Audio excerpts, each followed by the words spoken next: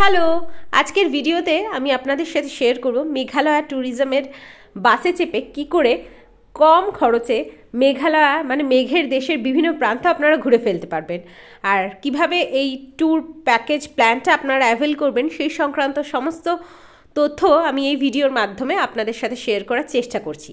তো চলুন মেন ভিডিওতে চলে যাই। সবার প্রথমে গুয়াহাটির থেকে চলে যেতে হবে শিলং। শিলংয়ের পুলিশ বাজারে রয়েছে মেঘালয় ট্যুরিজমের অফিস, যেখানে গেলেই আপনারা এই চার্ট বোর্ডটা পেয়ে যাবেন, যেখানে বিভিন্ন জায়গার ট্যুরের প্যাকেজ প্ল্যান ওখানে লেখা থাকে। একদিন আগে গেলে খুব ভালো হয়, সিট পেতে কোনো প্রবলেম হয় না। তো মেঘালয় ট্যুরিজমের অফিসটা দেখুন, আমি ঘুরে দেখালাম, কি সুন্দর গ্রিনারিতে ভর্তি একদম। এখানে 3টে বাস দাঁড়িয়ে আছে। টাইম ছিল সকাল 8টা, টাইম দেয়া হয় 8:15-র মধ্যে বাস ছাড়বে, কিন্তু মোটামুটি বাস ছাড়তে 8:30 মতন টাইম লেগে যায়। 3টে বাস আছে। ফার্স্ট বাসটা শহরা মানে চেরাপুঞ্জির উদ্দেশ্যে যায়, যেটা আজকে আমাদের ট্যুর। আর সেকেন্ড বাসটা শিলংয়ের সাইট সিন ঘুরিয়ে দেখায়। আর থার্ড বাসটা যায় ডাউকিতে। আমাদের বাসটা মোটামুটি 8:30-টার মধ্যে ছেড়ে দিয়েছিল। বাসে কিন্তু একজন ট্যুর গাইড থাকেন, যার জন্য আলাদা করে চার্জ আপনাকে পেমেন্ট করতে হয় না, মেঘালয় ট্যুরিজমের তরফ থেকেই ওনাকে প্রোভাইড করা হয়। উনি আমাদের বিভিন্ন ট্যুরিস্ট স্পটগুলো সম্পর্কে নলেজ দিয়ে দেন, যাতে আমরা ভালো করে ওটা ঘুরে বেড়াতে পারি, ভালো করে ভিউটা এনজয় করতে পারি, এই সংক্রান্ত তথ্য উনি দিয়ে থাকেন। তো প্রাকৃতিক সৌন্দর্য উপভোগ করতে করতে চেরাপুঞ্জির উদ্দেশ্যে রওনা দিয়ে দিলাম। আর এখন সকালবেলা খুব একটা জ্যাম থাকে না, মোটামুটি শিলং থেকে চেরাপুঞ্জি যেতে 2 ঘন্টা মতন টাইম লাগবে বলে ট্যুর গাইড জানিয়ে দিলেন।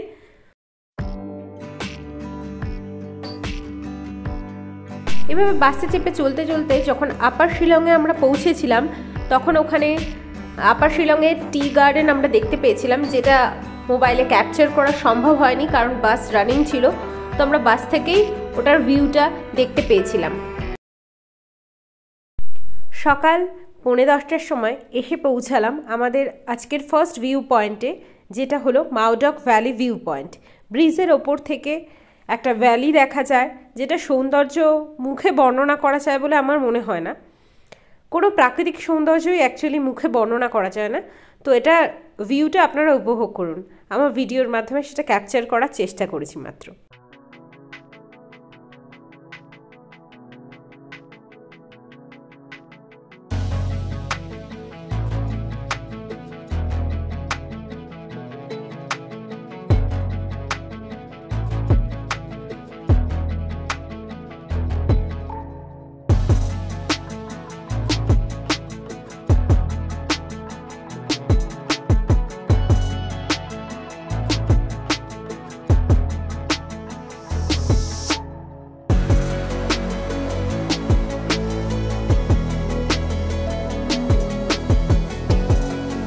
এই ভিউ পয়েন্টটা নিচে থেকে সিঁড়ি দিয়ে নেমেও আপনি উপভোগ করতে পারেন। ভিউ পয়েন্টটা দেখার জন্য আমাদের কাছে মোটামুটি 15 মিনিটের মতো টাইম ছিল।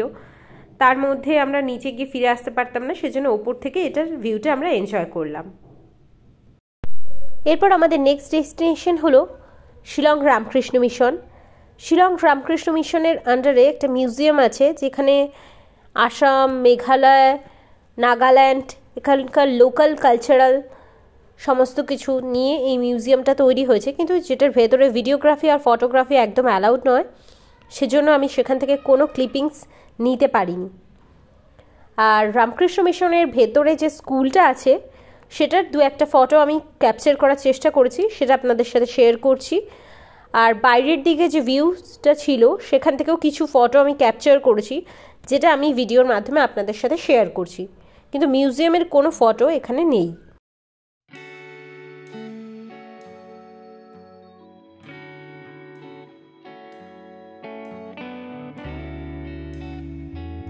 রামকৃষ্ণ মিশন দেখা হয়ে গেলে মিউজিয়াম দেখে আমরা আধা ঘন্টা বাস জার্নি করে চলে গেছি চেরাপুঞ্জির মেন অ্যাট্রাকশন নোয়া কালিকাই ফলস দেখতে। নোয়া কালিকাই ফলসে এখানে এন্ট্রি ফি পার পার্সনের জন্য 50 রুপিস করে চার্জ করেন ওনারা।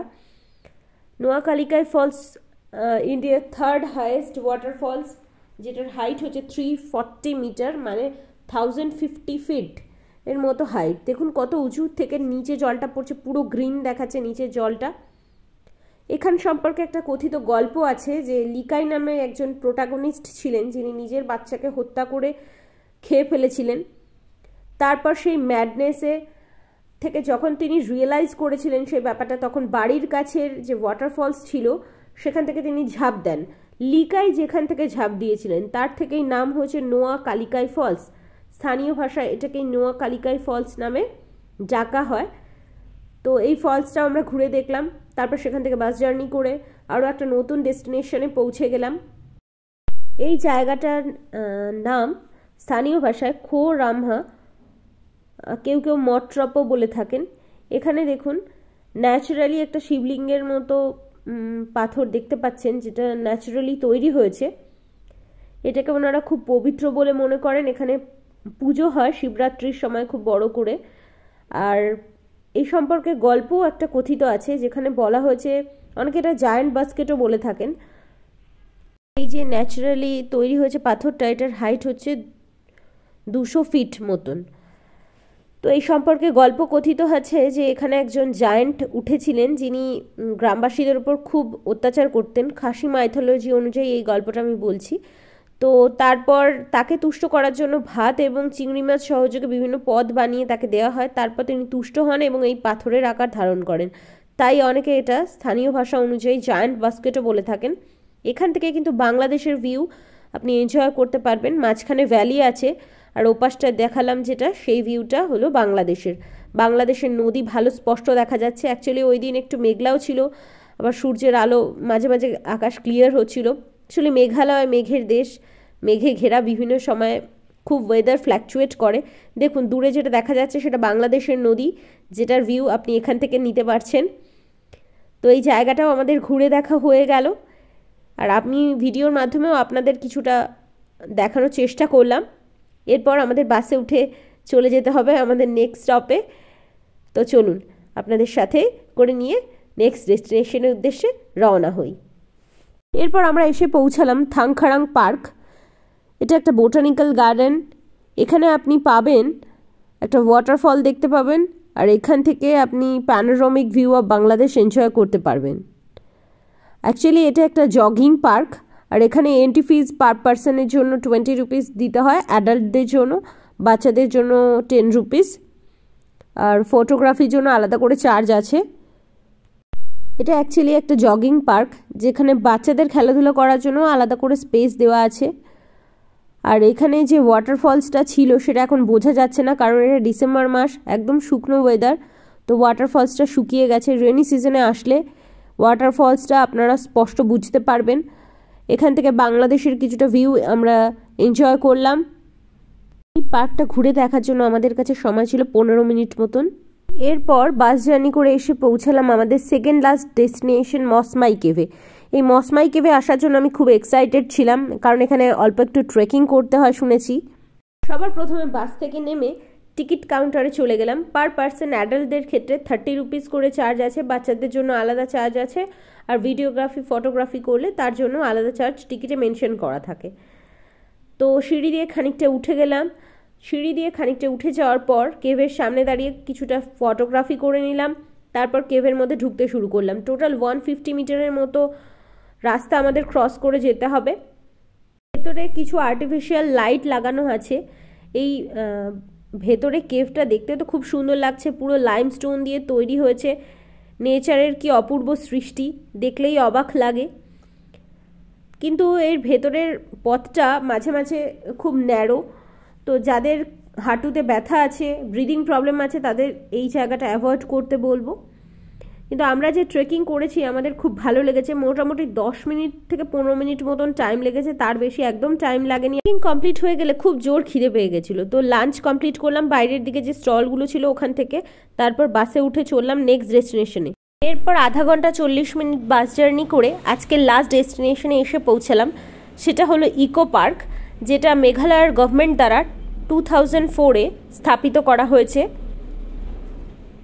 আসলে আপনারা বাংলাদেশের একটা ভিউ পাবেন, তার সাথে সাথে পাবেন এখানে ফুট ওভারব্রিজ দেখতে পাবেন, বাচ্চাদের খেলাধুলো করার অনেক জায়গা রয়েছে এখানে, আর তার সাথে সাথে দেখতে পাবেন ওয়াটার কনজারভেশন স্ট্রাকচার। আর অনেকটা বড় এরিয়া নিয়ে ইকো পার্ক তৈরি করা হয়েছে। বাচ্চাদের এঙ্গেজ করে রাখার জন্য তো অনেক কিছু আছে এখানে। আর এখানে আসলে চেরাপুঞ্জির একটা মেন অ্যাট্রাকশন সেভেন সিস্টার ফলসের একটা ভিউ আপনারা পাবেন। যদিও আমি যখন গেছি ডিসেম্বর মাস যেহেতু, তো সেভেন সিস্টার ওয়াটারফলসের শুধু জলধারার রেখার যে মার্কগুলো সেগুলোই দেখা যাচ্ছে, ওয়াটারফল তো দেখা যাচ্ছে না। ভিডিওতে আমি সেটা শেয়ার করেছি, দেখুন। ওয়াটারফল দেখতে হলে আপনাকে মনসুন সিজনেই যেতে হবে, তখনই এগুলো সাতটাই অ্যাক্টিভ থাকে, আর সেভেন সিস্টার ওয়াটারফলস তখন দেখতে পাবেন। আজকের মতো আমাদের ট্যুর ঘোরাঘুরি সব এখানেই শেষ। এবার বাসে চড়ে বসলাম, তখন বেলা 4টে মতন বাজে, 2.5-3 ঘন্টা লাগবে চেরাপুঞ্জির থেকে শিলং পৌঁছতে। ভিডিওটা এখানেই শেষ করছি। ভালো লাগলে লাইক শেয়ার করার রিকোয়েস্ট রাখলাম।